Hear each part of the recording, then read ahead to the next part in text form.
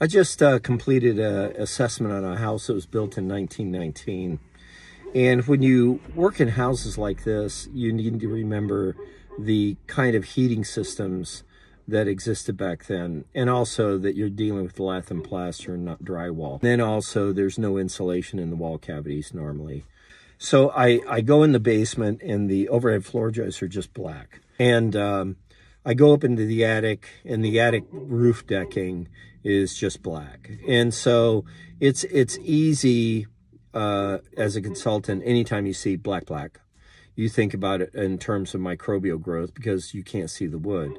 And so you have to stop and realize that you're probably not looking at mold growth.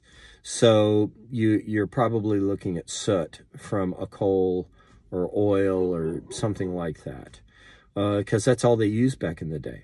Just be cautious, and the only way you can tell the difference is collecting a tape lift, which is what I did. The other thing about this old house is the front porch. All of these houses in this neighborhood have this front door that goes to this porch, and there's an awning over the porch.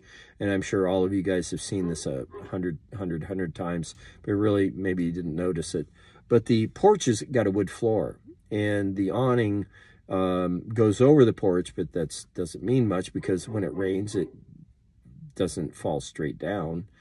So the area under the porch is often incorporated into the foundation area.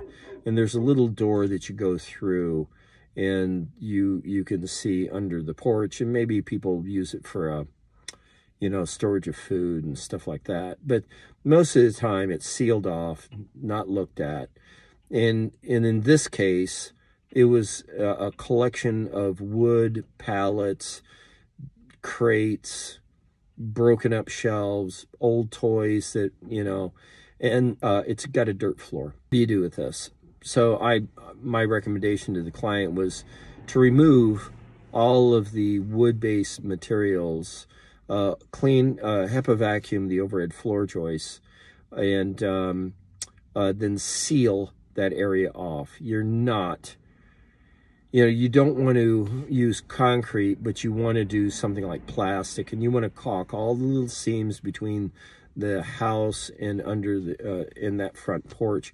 You still have to have access to it because at some point that porch is going to collapse. The wood's going to rot, and that's just the way it is. So you have to have access to it. There are a lot of options to replace it, and you could have a money pit there, but let's be practical about, instead of spending money, let's focus on exposure. That's where we're going with this conversation. So remove the biggest source of the mold growth with all the contents, and then seal off that area with plastic and caulk and all that, so that whatever's under that porch can stay, and then you can have easy access by just opening the door. Don't tear it down.